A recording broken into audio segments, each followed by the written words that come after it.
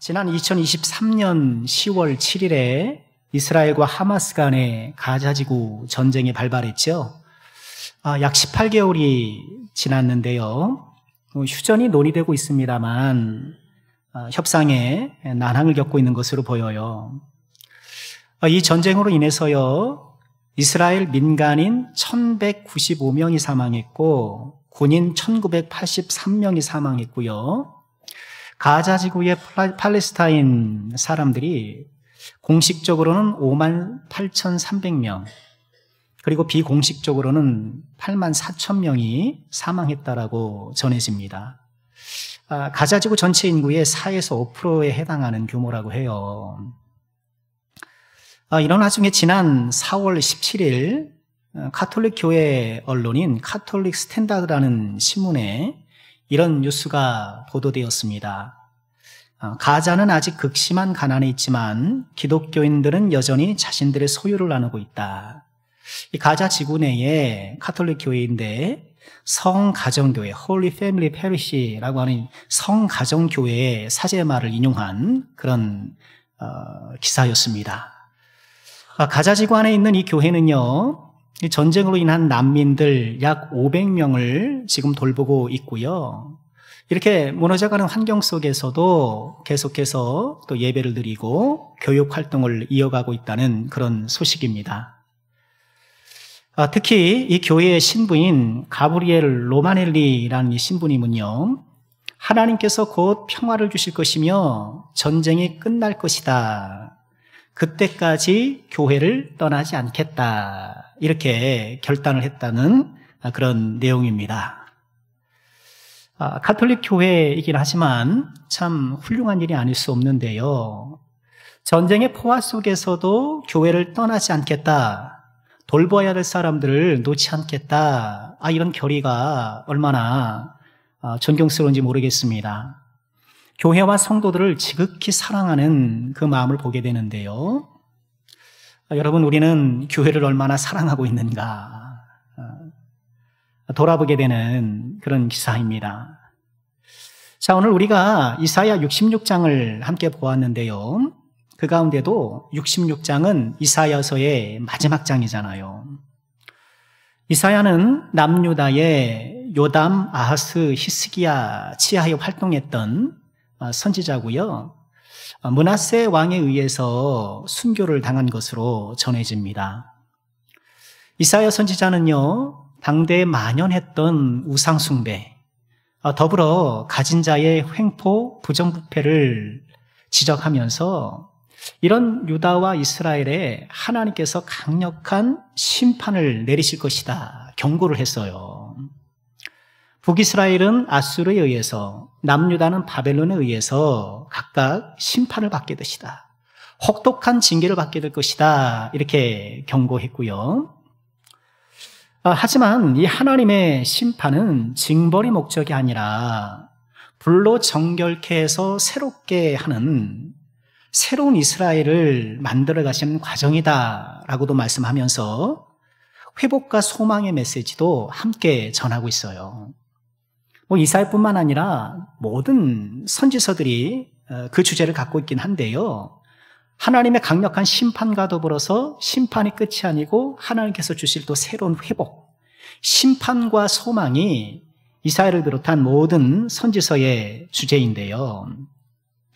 우리가 읽은 이사야 66장 이 한 장에도 하나님의 심판과 회복이 함께 어우러져 보도되고 있습니다. 하나님께서 유다 백성들을 심판의 불로 정결케 하시는데, 새롭게 하시는데, 그 새로워진 하나님의 백성들을 상징적으로 일컫는 표현이 나옵니다. 그것이 바로 예루살렘이에요. 오늘 말씀에 예루살렘이 등장하잖아요. 이 예루살렘은요, 그러나 하나님께서 회복시킬 예루살렘, 지금 이사야 선지자가 멀리 내다보고 있는 이 예루살렘은 과거의 예루살렘으로 돌아가는 것이 아니고 하나님께서 새롭게 하신 예루살렘이에요. 우리는 이 예루살렘을 신약의 용어로 그리스도의 몸 또는 교회, 그렇게 부르게 되는 것이죠. 한마디로 오늘 이 예루살렘에 대한 이야기는요, 교회에 대한 이야기, 그리스도의 몸에 대한 이야기, 우리가 그렇게 받아들여도 조금 더 이상할 것이 없습니다. 자, 오늘 말씀을 통해 우리에게 주시는 교훈은 무엇일까요? 자, 오늘 말씀은 이렇게 시작이 돼요. 10절에 보면 예루살렘을 사랑하는 자들이요. 예루살렘을 사랑하는 자들이요. 교회를 사랑하는 자들이요. 우리 주님께서 찾으시는 사람이 있다는 것을 오늘 말씀을 통해 확인하게 되는데 어떤 사람을 찾으셔요? 교회를 사랑하는 사람을 찾으시더라.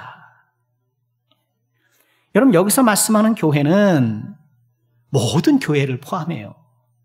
우리 교회를 나눌 때 지상교회, 천상교회, 우주적인 교회, 우리가 보통 그러지 않습니까? 모든 하나님의 백성들로 구성된 이 공동체. 여러분, 당연히 공동체에는 뭐가 포함되겠어요?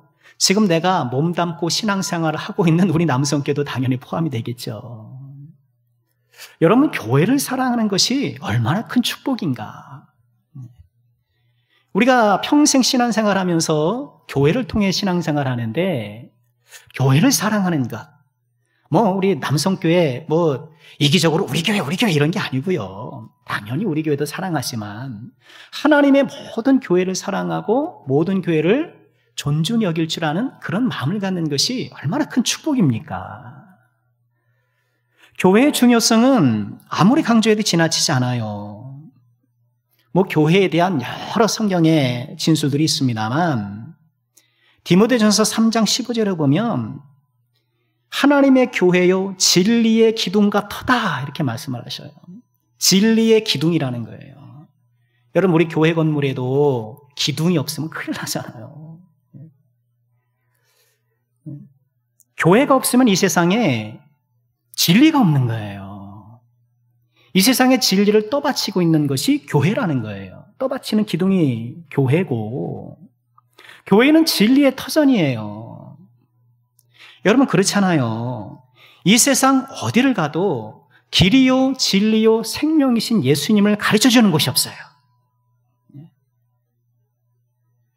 돈 버는 방법, 세상 내가 어떻게 즐기는가, 나름 똑똑하게 살아가는 방법, 또 이 세상의 여러 기술 문명을 가르쳐주는 여러 가지 가르침들이 우리 주에 얼마나 많습니까? 그러나 생명을 얻는 방법을 가르쳐주는 것은 교회밖에 없는 거예요. 무엇보다 교회는 그리스도의 몸이죠. 에베소서 1장 23절 이렇게 말씀을 하셔요. 교회는 그의 몸이니 만물 안에서 만물을 충만하게 하시는 이의 충만임이라. 만물 2번 나오고 충만 2번 나오니까 이거 읽다가 길을 잃어버리잖아요. 무슨 얘기인가? 교회는 그의 몸이니 그리스도의 몸이니 만물 안에서 만물을 충만하게, 여러분, 충만하다는 것은 꽃을 치면 만개하는 거예요. 꽃이 활짝 피는 거예요. 만물 안에서 만물을 활짝 피어나게 하는 그 주님이 활짝 피어난 상태가 교회인 거예요. 교회가 얼마나 존귀합니까? 우리 예수님이 가득 피어난 상태, 이게 교회라는 거예요. 우리 예수님 이 땅에 오셔서 크게 2가지를 하셨어요. 십자가 달려 돌아가시는 일, 아주 궁극적인 그 강림의 이유시잖아요. 그리고 그 모든 과정 가운데 하셨던 일이 뭐예요? 제자들을 불러 모으셔서 교회를 이루신 거예요. 십자가의 죽음과 교회가 예수님께서 이 땅에 오신 목적이었던 거예요. 교회는 귀한 거예요. 또 성경은요, 교회를 일컬어서 질그릇에 담긴 보배다 이렇게 표현을 해요. 이 보배를 어디다 담아요? 질그릇에 담은 거예요. 그래, 질그릇 보면 보잘것없잖아요. 흙으로 만들었으니까. 그러나 이 질그릇 안에 가만히 보니까 뭐가 담겨 있다는 거예요? 보배가 담겨 있다는 거예요. 여러분, 아무리 금은 보화로 만든 그릇이라도, 죄송합니다, 똥오줌을 받으면 요강이죠. 그러나 질그릇이라도 보배를 담고 있으면 보배함인 거예요. 질그릇이라는 것은 현실 교회의 연약함을 포함합니다. 그래서 현실 교회는 우리 교회도 그렇고 다 부족한 게 있는 게 사실이에요. 흠이 있단 말이에요. 그러나 중요한 것은 겉으로 보이는 그 흠이 아니라 그 그릇 안에 담긴 보배인 거예요. 그걸 봐야 되는 거예요. 그런데 사람들이 그릇에 흠이 좀 있다고 다 치워버리는 거예요. 얼마나 안타깝습니까? 그릇에 좀 흠이 있더라도 좀 그 안을 좀 들여다봐야 되는데, 그 질그릇에 뭐가 담긴 것을 봐야 되는데, 교회는 그리스도의 피로 값주고 사신 아주 소중한 존재로서요, 여러분, 교회는 사랑받기에 충분합니다. 그리고 주님은 교회를 사랑하시는 사람을 지금도 찾으시는 거예요. 지금 교회가 이 사회에 짐이 되고 천덕꾸러기 취급받고 속상합니다. 그러나 그럴 때일수록 우리는 어떻게 해요? 이 교회를 사랑하는, 주님이 찾으시는 교회를 사랑하는 사람, 예루살렘을 사랑하는 사람, 우리가 되기를 재다짐하고 또 결단하는 우리 모두가 되어야 되겠습니다.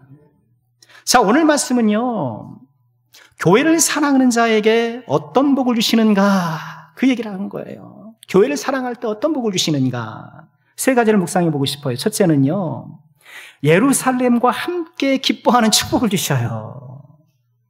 교회를 사랑하는 자에게는 어떤 축복을 주셔요? 기쁨의 축복을 주신다는 거예요. 오늘 10절 말씀 보실까요? 예루살렘을 사랑하는 자들이여 다 그 성읍과 함께 기뻐하라. 다 그 성읍과 함께 즐거워하라. 그 성읍을 위하여 슬퍼하는 자들이여 다 그 성의 기쁨으로 말미암아 그 성과 함께 기뻐하라. 기뻐하라. 즐거워하라. 기뻐하라. 기뻐하라. 계속해서 이야기하는 거예요. 예루살렘과 기뻐하는 자, 예루살렘을 사랑하는 자에게 주시는 축복은 기쁨의 축복이에요. 여러분, 믿음 생활에 있어서 가장 중요한 게 뭔가요? 가장 중요하다라고 얘기하는 게 딱 하나로 꼽기는 쉽지 않겠습니다만 저는 기쁨이라고 봐요.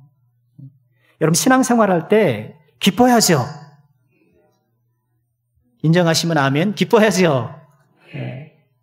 아니, 기뻐하려고 신앙생활하지. 그렇잖아요. 믿음 생활에 있어서 기쁨이 없는 것만큼 곤욕도 없어요. 그렇잖아요. 교회 갔는데 기쁘질 않아. 엄청 불행한 거예요. 네. 내가 시간 내서 예배드리고 또 물질로 헌금하고, 아니 그러면서 신앙생활하는데 전혀 기쁘지 못해. 여러분, 그것만큼 참 안타까운 것이 어디 있어요. 여러분, 무엇 때문에 기쁨이 감소되거나 잃어버렸나요? 현실 교회는 죄인들의 집합체라, 네. 어떤 사람 때문에 종종 그럴 때도 있잖아요. 그럴 때가 있을 수가 있어요. 누구 때문에 그럴 수가 있잖아요. 그래서 우리는 누군가에게 거치는 돌이 되지 않도록, 또 다른 사람은 시험에 들게 하지 않도록 좀 스스로 조심할 것도 좀 필요하겠죠. 그런데요, 좀 돌려 생각해 보면, 만약 어떤 사람이나 어떤 인간적 조건 때문에 좌지우지되는 그런 기쁨이라고 한다면 그것도 좀 생각해 봐야 돼요. 나의 기쁨의 기준도 돌아봐야 되는 거예요. 오늘 예루살렘을 사랑하는 자에게 주시는 기쁨은요, 우리의 감정을 표면만 스치고 지나가는 그런 기쁨이 아니고요. 여러분, 그런 기쁨은 세상 모임에서도 다 있는 거예요. 반가운 사람 만나고 음식 맛있게 먹고 하하호호 하면서 옛날 얘기하고 자기 사는 얘기하고, 여러분 그럼 얼마나 즐겁습니까? 즐겁죠. 여러분, 교회에서 주시는, 예루살렘의 통을 주시는 기쁨이 그런 기쁨일까? 그래서 그 모임에 나갔더니만 누군가 좀 나를 불쾌하게, 난 모임 나가기 싫어. 그런 개 모임이나 동호회에서 누리는 그런 기쁨이 교회에서 누리는 기쁨일까? 주님은 그런 기쁨을 이야기하시는 것이 아니에요. 요한복음 15장 11절에 이렇게 말씀을 하셨어요. 내가 이것을 너에게 이름은 내 기쁨이 너희 안에 있어. 내 기쁨이 너희 안에 있어. 너희 기쁨을 충만하게 함이라. 주님께서 우리에게 주시는, 예루살렘을 사랑하는 자에게 주시는 기쁨은요, 주님의 기쁨인 거예요. 세상의 어떤 모임에서도 누릴 수 있는 그런 기쁨, 당연히 그런 기쁨도 우리에게 있어야겠죠. 서로 교제의 기쁨도 있고 관계 기쁨도 있어야 되겠지만, 주님이 궁극적으로 우리에게 주시려는 기쁨은 그런 차원의 기쁨이 아닌 거예요. 요한복음 16장 22절에 이렇게 말씀을 하셔요. 지금은 너희가 근심하나 내가 다시 너희를 보리니 너희 마음이 기쁠 것이요. 같이 읽을까요? 너희 기쁨을 빼앗을 자가 없으리라. 빼앗기지 않는 기쁨이라는 거예요. 우리가 신앙생활하면서 누구 때문에 기쁨 뺏기고 무슨 일 때문에 기쁨 뺏기고 그렇게 기쁨 뺏길 때가 얼마나 많냐는 거예요. 주님은 빼앗기지 않는 기쁨을 준다고 하는데 나는 헐구한 날 기쁨 놓치고 헛구한 날 기쁨 빼앗아가지고 예배들 와가지고 뭐 인상 쓰고 뭐 봉사하면서도 기쁘지 않고 겨우 버티고 살아가고, 여러분 그것만큼 힘든 것이 어디 있어요. 사도행전 5장 41절에 보면 이런 말씀이 있어요. 사도들은 그 이름을 위하여 능욕받는 일에 합당한 자로 여기심을 기뻐하면서 공회를 떠나라. 능욕을 받는데 기뻐하는 거예요. 얻어맞는데 기뻐하는 거예요. 여러분 우리도 이 기쁨이 좀 욕심나지 않습니까? 주님 나에게 이런 기쁨을 주세요. 이런 기쁨을 주세요. 빼앗기지 않는 그런 기쁨을 나에게 주세요. 이 기쁨을 소망하시기를 주의 이름으로 축원합니다. 그래서 우리는 신앙생활할 때 말씀드렸죠. 우리 귀가 왜 두 개예요? 귀가 왜 두 개예요? 한쪽 귀로 듣고 한쪽 귀로 흘리라는 거예요. 물론 잘 들으라고 두 개를 주셨죠. 잘 들으라고. 근데 때로는 한쪽 귀로 듣고 한쪽 귀로 흘릴 줄 알아야 돼요. 근데 잘 들어야 될 거는 흘려버리고, 흘려버려도 될 것은 내가 잘 듣고, 아니 그렇게 엇박자가 나고 있는 것은 아닌가. 우리 2025년 어떤 말씀을 붙잡고 우리가 달려왔습니까? 항상 기뻐하라. 저는요, 우리 남성께 오시는 모든 분들이 참 즐겁게 신앙생활했으면 좋겠어요. 기쁘게 신앙생활했으면 좋겠어요. 그래서 제 딴에 좀 노력해요. 오시면 오셨냐고 반갑게 인사하려고 그러고, 여성님들 머리하면 머리 성공적으로 됐다고 그렇게도 좀 칭찬도 해드리고 애를 쓰는데요. 여러분, 우리의 마음속에 예루살렘을 사랑하는 자에게 주시는 영혼 깊은 곳에서의 그 기쁨, 혹여 아내가 이렇게 살아다 보니 이 기쁨을 놓쳐버렸다라면, 이 기쁨이 줄어들었다라면 다시 한번 주님의 은혜 가운데 이 기쁨 회복하시기를 주님의 이름으로 축원합니다. 예루살렘을 사랑하는 자에게 주시는 두 번째 축복은 무엇일까요? 만족하는 축복이에요. 만족의 축복. 자, 오늘 이 예루살렘을 사랑하는 자에게 주시는 그 축복을요, 오늘 말씀을 보니까 엄마 젖을 빠는 아이에 비유하는 그런 말씀들이 등장해요. 우리 11절 보실까요? 너희가 젖을 빠는 것 같이 그 위로하는 품에서 만족하겠고, 젖을 넉넉히 빤 것 같이 그 영광의 풍성함으로 말미암아 즐거하리라.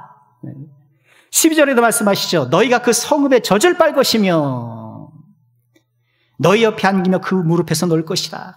젖 먹는 아이에 비유하는 거예요. 여러분 아이 키워봐서 잘 아시잖아요. 아니 배고파서 울 때는 뭐 세상 다 끝난 것처럼 울지 않습니까?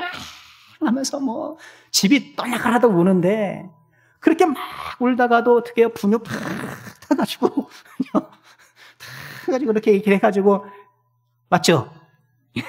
시키자고 해가지고 입에다 쿵 넣어주면 어때요? 아주 0.1초도 안 돼서 그냥 뚝 붙이잖아요. 희한해요. 언제 울었냐는 듯이 0.1초도 안 돼서 입을 뚝 닫아요. 그리고는 그 젖을 흡입하면서 만족감을 누리는 거예요. 그 어느 것도 필요 없다는 듯이 만족감을 누리면서 엄마 품에 푹 안겨 있는데요. 예루살렘을 사랑하는 자에게 주시는 이 만족감을요, 저는 말씀의 젖에 만족하는, 이 말씀에 만족하는 축복으로 이렇게 적용해 보고 싶어요. 예루살렘을 사랑하는 자에게 말씀의 젖에 만족하는 축복을 주시는 거예요. 그렇잖아요. 우리가 신앙생활 하면서 말씀의 젖에 만족하는 것만큼 큰 축복도 없어요. 그렇죠. 그런 면에서 설교자로서 참 무한 책임을 느낍니다. 네. 여러분 예배 1시간 드리면 말씀 시간이 얼마예요? 절반 이상이에요. 어떻게든지 좀 이 말씀의 젖으로 좀 만족함을 얻도록 좀 도와드리려고 아주 애를 씁니다. 예. 여러분 그 부담감을 아실런가 모르겠어요. 뭐 제 딴에는 그냥 애를 씁니다. 어제도 그냥 밤 10시나 다 돼서 끝났는데요.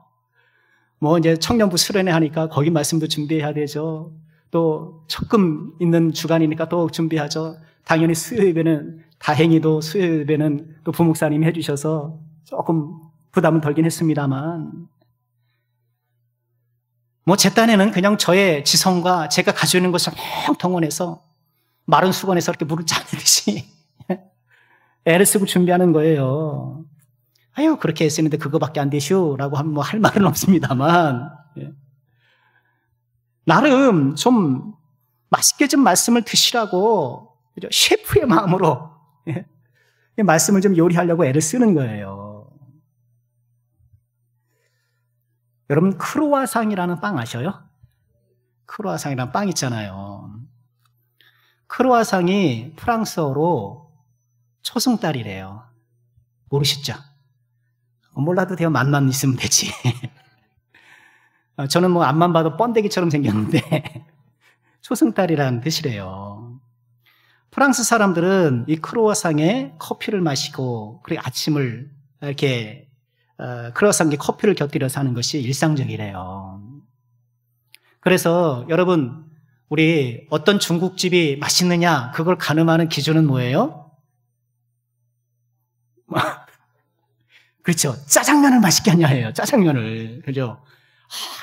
그냥 화려한 중국 음식보다도 짜장면을 맛있게 하느냐, 기본 음식을 맛있게 하느냐, 그게 이제 중국집이 맛있냐, 안 맛있냐를 판별하는 기준이 중에 하나일 수 있잖아요. 그런 것처럼 프랑스 제빵사의 실력 가운데 하나가 크로와상을 잘 만드냐, 이런 거라는 거예요. 난이도가 제법 높아서 제빵사 시험에 단골 메뉴로 등장한다는 거예요. 초승달 모양대로 속이 살짝 비어 있잖아요. 그리고 살짝 바삭하기도 하고 촉촉하기도 하고 그렇잖아요. 독특한 맛이 있잖아요. 근데 전 개인적으로는 좀 별론데요. 왜냐하면 빵은 뭐가 안에 들어가 있어야 된다고 저는 봐요. 아니 뭐가 들어가 있어야 빵이지. 그죠? 팥이 됐든 크림이 됐든 뭐가 들어가 있어야지. 근데 저는 과자도 뭐가 들어가 있는 게 좋아요. 뭐 샌드 과자 있잖아요. 산도 뭐 이런 거 그런 거 달달한 거 좋아하는데요. 여러분 이 크로와상이 그런 빵인데 우리나라는 크로와상을 독특하게 취급하잖아요. 크로플이라고 들어보셨어요? 크로와상을 와플 찍는 와플 찍는 그 있잖아요. 거기다가 푹 찍어서 그렇게 먹는다는 거예요. 그게 크로플이래요. 그리고 크룽지라고 있대. 크룽지. 누룽지랑 합성어인데요. 크로와상을 납작하게 만들어서 과자처럼 해가지고 그렇게 먹는다는 거예요. 그러니 외국 사람들이 그거 보면 희한하기도 하지만 깜짝 놀란다는 거예요. 아니 크로와상을 어떻게 저렇게 먹을 수 있느냐 그런 것이죠. 이런 변형이 창의적이고 이색적이긴 하지만 크로와상 본연의 맛을 잃어버리게 할 수도 있는 거예요. 여러분 말씀도 그렇지 않겠는가라는 묵상을 해봤어요. 좀 말씀을 셰프가 돼가지고 좀 말씀을 요리하면서 이것도 넣고 저것도 넣고 이렇게 하려고 애쓰는데 혹시 이러다가 말씀 본연의 맛을 잃어버리는 것은 아닐까라는 그런 조그만 두려움이 생기는 거예요. 말씀 본연의 뜻, 하나님 본연의 뜻을 그대로 전하는 것, 여러분 그것이 가장 중요한 것 아니겠어요? 예. 여러분 그런데 뭔가를 맛있게 먹는 여부는 셰프에게만 달려있는 것이 아니더라고요. 어떤 사람은 무슨 음식이든 맛있게 먹어요. 왜 이렇게 맛있게 먹어요? 제가 그렇거든요. 제 사모가 그래요. 어떻게 당신은 뭐든지 이렇게 맛있게 먹어? 맛있게 먹는 거예요. 말씀의 입맛은 셰프도 중요하지만 먹는 사람이 또 중요한 거예요. 왜 맛 평가하는 분들 계시잖아요. 누구시죠? 좀 퉁퉁한 분. 기가 막히더라고요. 딱 먹어만 보면 양념이 뭐 했고 다 망치잖아요. 이야, 대단한 거예요. 네. 그런데요, 음식은 맛있게 즐기는 게 최고예요. 여러분, 오늘 말씀은요, 예루살렘을 사랑하는 자에게 말씀의 입맛을 회복시켜 주겠다. 여러분, 그 말씀으로 우리가 적용할 수 있지 않을까요? 예루살렘에게 주시는 큰 축복 가운데 하나가 그저 내가 말씀이 즐거운 거예요. 말씀이 즐거운 거예요. 설교가 쏙쏙 들어오고 성경이 꿀송이처럼 달고 말씀을 묵상하니 내기가 되고, 여러분, 이런 말씀의 축복을 누려본 때가 언제인가? 말씀 읽으면 졸리고 일도 하긴 해야 되는데 하면서 막 겨우겨우 몇 장 넘어가고, 물론 가끔 그럴 때가 있긴 하겠지만, 예루살렘 사랑하는 자에게 주시는 놀라운 축복, 여러분 우리가 좀 사모해야 되지 않을까요? 말씀의 입맛이 회복되어서, 말씀의 식욕이 회복되어서 하나님의 말씀을 흡입하는데 너무너무 즐거운 거, 말씀 듣는 게 즐겁고 말씀 읽는 게 즐겁고, 여러분 이것이 천국의 삶 아니겠습니까? 우리 사랑하는 모든 제종들, 예루살렘을 사랑하는 자에게 주시는 이 말씀의 만족을 꼭 누리게 되기를 주님의 이름으로 축원합니다. 마지막으로 예루살렘을 사랑하는 자에게 주시는 세 번째 축복은 무엇일까요? 위로를 얻는 축복이에요. 위로를 주셔요. 우리가 이사야 말씀을 읽었잖아요. 이사야 말씀의 핵심 요절 가운데 하나가 61장 1절이에요. 우리 같이 한번 읽어볼까요? 함께 하죠. 시작. 주 여호와의 영이 내게 내리셨으니 이는 여호와께서 내게 기름을 부으사 가난한 자에게 아름다운 소식을 전하게 하려 하심이라. 나를 보내사 마음이 상한 자를 고치시며 포로된 자에게 자유를, 갇힌 자에게 노임을 선포하며. 여러분 어디서 많이 들어본 말씀이죠?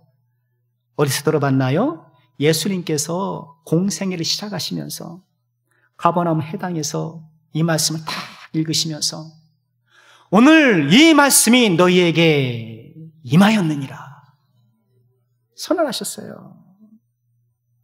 이사야가 예언했던 여호와의 영으로 부음받은 그 사람이 당신임을 선포하신 거예요. 이사야가 예언했던 예수님, 그 메시아 예수님이 펼치시는 여러 가지가 요약적으로 표현되어 있는데, 이런 그 가운데 하나가 뭐예요? 마음이 상한 자를 고치시더라는 거예요. 마음이 상한 자를 고치신다. 오늘 13절 말씀도 마찬가지 아닙니까? 어머니가 자식을 위로함 같이 내가 너희를 위로할 것인즉 너희가 예루살렘에서 위로를 받으리니. 우리 사랑하는 모든 죄종들, 예루살렘에서 위로를 얻으시기를 주의 이름으로 축원합니다. 마치 어머니가 자식을 위로하는 것처럼. 여러분 그렇다고 무슨 어머니 하나만 미련거리는 건 아니에요. 오해하지 마시고. 마음이 상한 자를 고치시는 우리 주님. 그렇지 않나요? 네. 여러분 어때요? 이제 주일날 교회 딱 들어오시면서 예배당 문을 열고 딱 들어오면 마음의 위로가 넘치고, 할렐루야, 그렇죠? 마음이 평안해지고. 여러분 그런 사람들이 정말 복받은 분들인 거예요. 제가 군 생활을 백령도에서 했습니다. 해군인데 해군은 배를 타는 함상에서 근무하는 직책인데 어쩌다 보니까 이게 섬으로 가게 됐어요. 부대 규모가 작아요. 작으니까 부대 내 교회는 없죠. 예배를 드리려면 저기 마을에 있는 교회를 가야 돼요. 걸어서 한 15분은 걸어가야 되는 저기 해안가, 항구가 아니고 뭐죠? 하여튼 어촌 마을에 있는 교회예요. 거기서 이제 한 절반 근무하고 이제 나중에 배를 타고 그렇게 근무를 했었는데요.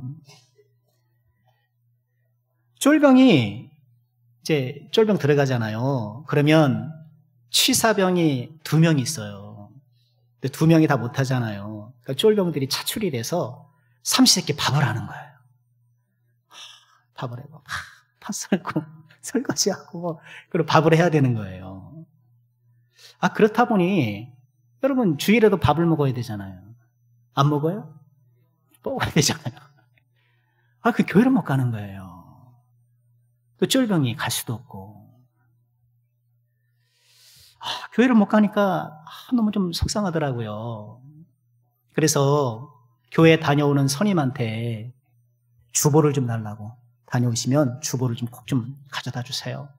한번 시골 교회에 복사한 그 주보를 한 장씩 갖다 주셨어요. 그럼 그 주보를 들고 오후에 조금 한가할 때 창고에 들어가서 혼자 주보에 따라서 예배를 드렸어요. 그렇게 예배를 드리다가 이제 제 밑으로 한 3개월 뒤에 후임들이 들어오면서 그 부엌을 벗어나게 됐어요. 주방을 벗어나게 됐어요. 그리고 3개월 만에 교회를 가는데 얼마나 즐거운지. 그 교회를 향해 나아가는 그 시골 오솔길, 가을이어서 코스모스가 듬성듬성 피어있고 그 길을 걷는데 얼마나 행복한지 몰라요. 그리고 처음 보는 그 시골 교회 허름한 예배당을 딱 들어갔는데 눈물이 핑 도는 거예요. 너무 즐거운 거예요. 항상 그런 마음이 좀 있어야 되는데. 여러분, 우리 주님께서 우리에게 어디에서 은혜를 주시는가? 예루살렘에서 위로를 주신다. 예루살렘에서 위로를 주신다는 거예요. 우리 인생이 얼마나 고단해요. 여러분 하루하루 얼마나 고단한 삶을 살아가셔요.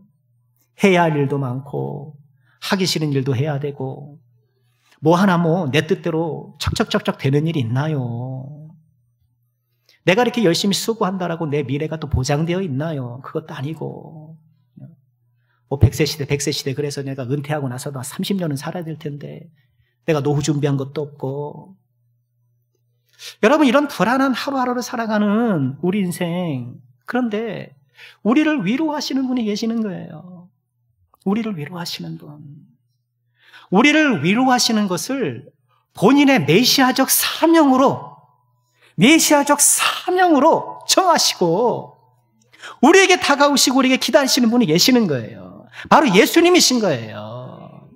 우리 예수님께서 예루살렘에서 위로를 주시는 거예요. 예루살렘에서 위로를 주시는 거예요. 그런데 사람들이 그걸 모르고 술집에서 위로받으려고 하고 어디 취미에서 위로받으려고 하고 이성에서 위로를 받으려고 하고 엉뚱한 곳에서 위로를 받으려고 쫓아다니는데, 여러분이 하나님께서, 우리 주님께서 예루살렘에서 위로를 주신다는 것을 기억하시고요, 예루살렘을 사랑하는 자에게 주시는 놀라운 위로의 은혜를 마음껏 누리시는 복된 종들 되시길 주의 이름으로 축원합니다.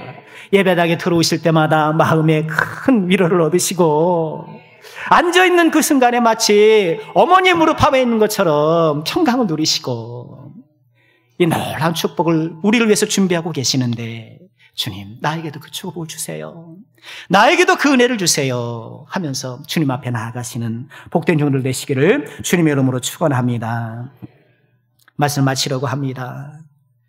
오늘 예루살렘을 사랑하는 자에게 기쁨을 주시고 만족을 주시고 위로를 주신다라고 약속하고 계시는데요, 여러분 우리가 잊지 말아야 될 것은요, 언제나 주님의 축복은 우리의 사명이 된다는 거예요.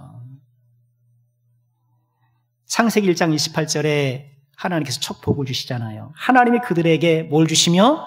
복을 주시며 생육하고 번성하고 충만하고 정복하고 다스려라. 여러분들 이 축복이 뭐예요? 다 우리가 누리고 해야 될 일들인 거예요. 여러분 축복은 사명이에요. 그래서 우리는요, 예루살렘에서 기쁨을 얻는 자가 돼야 되고요. 예루살렘에서 기쁨을 일으키는 사람이 돼야 돼요. 예루살렘에서 만족을 누리는 사람이 되면서 우리는 예루살렘의 만족에 기여하는 사람이 되어야 되고, 예루살렘의 위로를 누리는 사람과 더불어서 예루살렘의 위로의 사자가 되어야 되는 거예요. 예루살렘을 사랑하는 자에게 주시는 이 세 가지 축복, 우리가 다시 한번 마음에 꼭 기억하고 이 축복과 사명을 복되게 감당하여서 하나님의 큰 은총을 누리며 살아가는 우리 마음성교회 모든 종들 되시기를 주 이름으로 축원합니다.